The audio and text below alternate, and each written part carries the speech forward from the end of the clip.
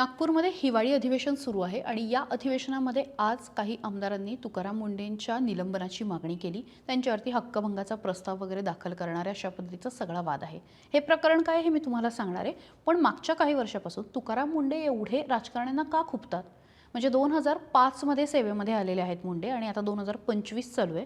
असा जर विचार केला तर मागच्या 20 वर्षामध्ये एखाद्या अधिकाऱ्याच्या 24 बदल्या होणं म्हणजे एक बदली साधारणपणे एक वर्ष 12 महिने पण ते सरासरीने एका ठिकाणी काम करत नव्हते। तर इतका मुंडेंचा नेमका काय प्रॉब्लेम आहे, राजकारण्यांचा काय प्रॉब्लेम आहे, मुंडेंची काय कामाची पद्धत आहे जी सगळ्यांना खुपते, या सगळ्याबद्दल आपण बोलणार आहोत। व्हिडिओ शेवटपर्यंत बघा। प्रत्येकच माणूस हा 100% योग्य असतो किंवा 100% अयोग्य असतो असं म्हणणं चुकीचं ठरतं। म्हणजे नेहमी असं म्हटलं होतं की माणसांना कायम तुम्ही ब्लॅक अँड व्हाईट याच्यामध्ये बघू नका, ग्रे शेडमध्ये बघा। प्रत्येक ठिकाणी प्रत्येक माणसाची वागणूक ही वेगवेगळी असते आणि म्हणूनच मला वाटतं तुकाराम मुंढेंची केस समजून घेण्याची आणि उघड्या डोळ्याने शांतपणे ऐकून घेण्याची गरज आहे।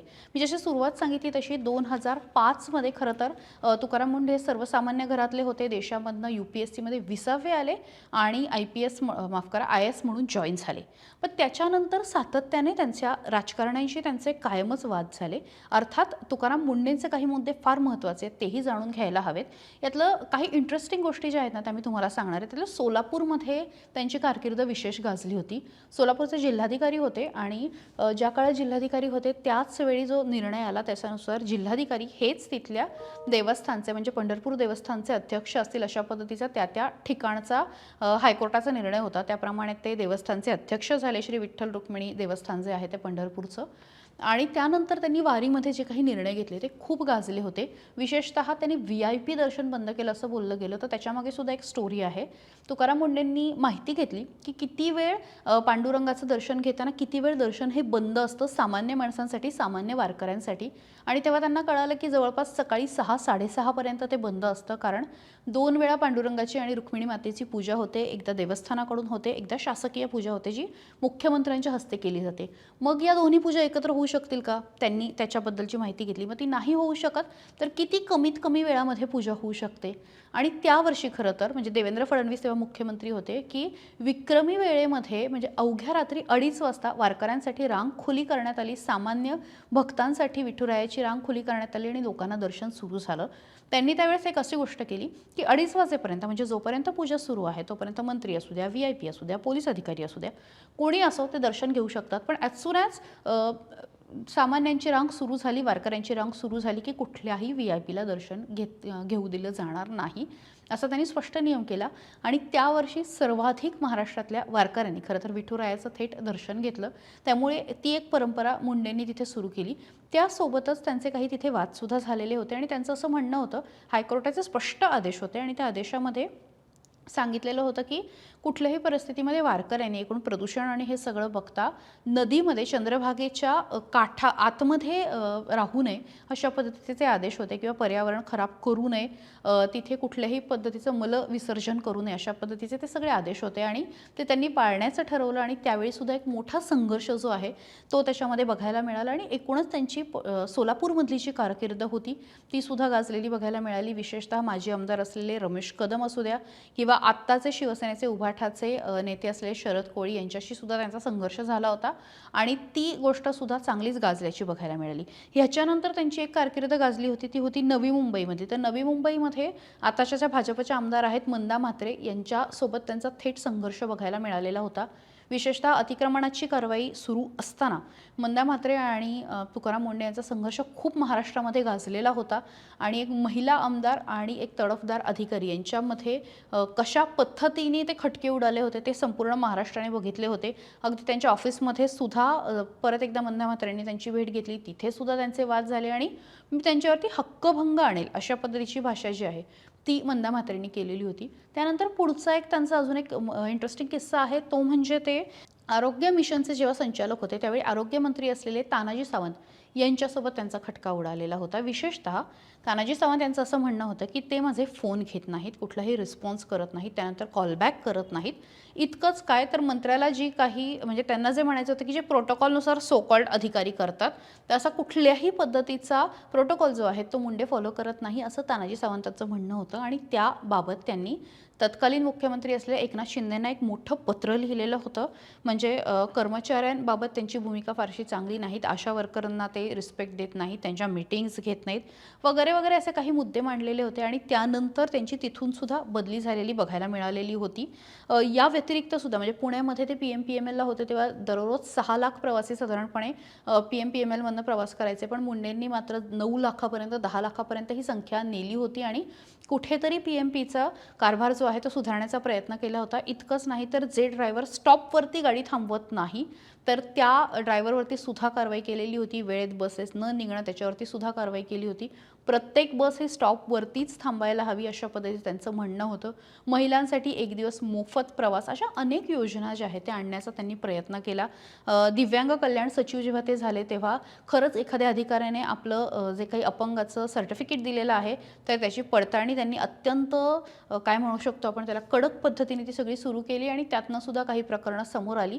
त्यामुळे तुकाराम मुंडेंचं जे काम होतं ते जिथे जिथे गेले, मी जसं मगाशी म्हटलं तसं की जवळपास त्यांच्या 24 बदल्या झालेल्या आहेत, पण प्रत्येक बदलीमध्ये तिथली व्यवस्था होती, जे त्या व्यवस्थेमध्ये सरावलेले होते आणि जे त्या व्यवस्थेचा फायदा घेत होते, तिथे प्रत्येक वेळी तुकाराम मुंडे हे त्यांना रुचले नाहीत किंवा ते तिथे ते सेटलमेंट जे आहे तिथे मोडू बघत होते आणि त्यानंतर त्यांचे वाद झालेले बघायला मिळाले. नागपूरमध्ये सुद्धा स्थानिक आमदारांशी त्यांचे वाद झालेले आहेत. त्यामुळे आता तिथे काय होणार हे सुद्धा बघणं तितकंच महत्त्वाचं आहे. पण या सगळ्यामागे मुंडे काही 4-5 गोष्टी ज्या आहेत त्या मला असं वाटतं की फार महत्त्वाच्या ते स्वतः पाळतात आणि त्यामुळे ते फारसे कुठे अडकत नाहीत किंवा त्या गोष्टीमुळे ते महाराष्ट्राचे लाडके झालेले आहेत. यातला पहिला मुद्दा जो आहे ते कुठेही जेवायला जात नाहीत. म्हणजे तुकाराम मुंडे हे सेवेत आल्यानंतर पूर्ण शाकाहारी झाले असं त्यांचं म्हणणं आहे. पण ते कोणाकडेही कुठल्याही पार्टीला किंवा कुठेही जेवायला जात नाही आणि त्याचं कारण असं आहे की एखाद्याचं मीठ खाल्लं किंवा एखाद्यासोबत जर का आपण जेवण केलं तर त्याच्याशी एक प्रकारची मैत्री होऊ शकते आणि ती त्यांना करायची नाही आहे, कारण ती मैत्री जर कामामध्ये आली तर ती कामाच्या आड येऊ शकते. त्यामुळे ते कुठेही जेवायला जात नाहीत आणि ते जास्तीत जास्त वेळा कोणाशीही बाहेर फारसे संपर्कात राहत नाहीत, फार सोशल होत नाहीत. दुसरी गोष्ट जी आहे ती आहे स्पष्ट वक्तेपणा. म्हणजे त्यांच्यासोबत काम केलेले अनेक अधिकारी सांगतात तुकाराम मुंडेंना 2 गोष्टी माहिती आहेत. एक तर ही गोष्ट कायद्यात बसते किंवा ही गोष्ट कायद्यात बसत नाही. त्यामुळे ते अपफ्रंट आहेत, अत्यंत स्पष्टपणे समोरच्याला सांगतात हो हे काम होऊ शकतं, हे काम होऊ शकत नाहीत. त्यामुळे त्यांचं कायदेशीर असणं, त्यांचं स्पष्ट वक्तं असणं हे सुद्धा राजकारण्यांना खुपणार आहे.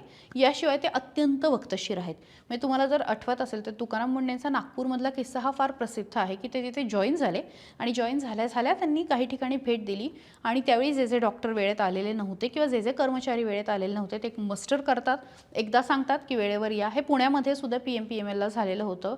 तर तिथे एकदा सांगतात आणि तसं झालं नाही तर मात्र त्या लोकांवरती कारवाई करायला सुरुवात करतात.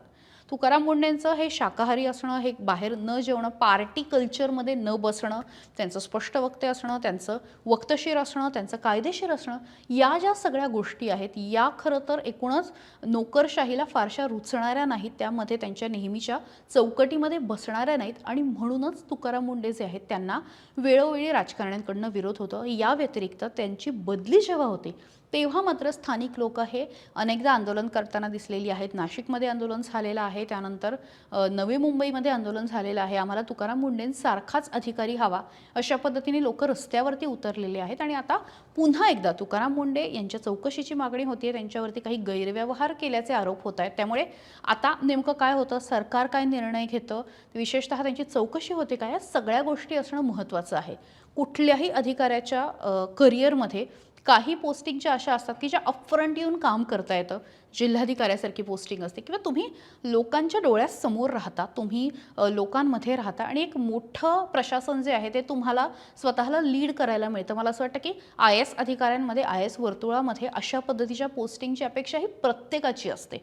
म्हणजे जसं पत्रकारितेमध्ये काम करणाऱ्या प्रत्येकाला असं वाटत असतं की मला एकदा संपादक व्हायचं आहे, तसं प्रत्येकाला वाटत असतं की मी ज्या बेस्ट पोझिशन्स आहेत की जिथे मला लीड करायला मिळेल, जिथे मला सर्वाधिक मी महत्त्वाचा माणूस असेल किंवा राज्यामधल्या ज्या महत्त्वाच्या पोझिशन आहेत अगदी मुख्य सचिवांपर्यंत तर त्या मिळण्यासाठी प्रत्येक आय एस ऑफिसर प्रयत्न करत असतो. उलट मुंडेंसारख्या व्यक्तीच्या 20 वर्षामध्ये 24 बदल्या झालेल्या आहेत, अनेकदा आरोप झालेले आहेत आणि अनेकदा त्यांना म्हणजे वादामध्ये ते अडकलेले आहेत. त्यामुळे एकूणच त्यांचं करिअर बघता ते फार वेगळ्या पद्धतीने हे सगळं बघण्याची गरज आहे. एक स्पेशल वेगळी केस म्हणून खरं तर तुकाराम मुंडे यांच्याकडे बघण्याची गरज आहे. मागे एकदा मुलाखतीमध्ये सुद्धा त्यांनी सांगितलं होतं की माझ्यापेक्षा माझ्या मुलांचे, माझ्या कुटुंबियांचे जास्त हाल होतात, कारण मुलांच्या शाळा किती वेळा बदलणार, प्रत्येक ठिकाणी जाऊन त्यांचे नवीन फ्रेंड्स होणं, त्यांचे नवीन मित्रमैत्रिणी होणं आणि ते त्या वातावरणात रुळतात न रुळतात त्यांना पुढे वडिलांची दुसरी बदली होते. त्यामुळे तो खरं तर त्यांनी सांगितलं की माझ्यापेक्षा माझं कुटुंब हे या सगळ्या अडचणींना जास्त मोठ्या प्रमाणावरती फेस करतं आणि म्हणूनच मला असं वाटतं की तुकाराम मुंडेंचं उदाहरण हे महाराष्ट्रासाठी महत्त्वाचं आहे. या सगळ्या गोष्टीमध्ये तुकाराम मुंडे राजकारण्यांना का खुपतात? तुम्हाला याचं उत्तर मिळालेलं आहे का? तुम्हाला काय वाटतं, त्यांच्यासारख्या अधिकाऱ्यांची गरज आहे का? तुकाराम मुंडेंची चौकशी व्हावी का? आणि कुठलंही सरकार असो, महायुतीचं असो, महाविकास आघाडीचं असो किंवा अजून कुठलं असो, प्रत्येक वेळी तुकाराम मुंडे वादात का येतात? या सगळ्याबद्दल कमेंट बॉक्समध्ये व्यक्त व्हा आणि त्यासोबतच सकाळला लाईक, शेअर आणि सबस्क्राईब करायला विसरू नका. महाराष्ट्रातील सर्व बातम्यांचे विश्वासार्ह व्यासपीठ, सकाळच्या सर्व सोशल मीडिया प्लॅटफॉर्मला लाईक, फॉलो आणि सबस्क्राईब करा. तसंच सर्व नोटिफिकेशनसाठी बेल आयकॉन प्रेस करायला विसरू नका.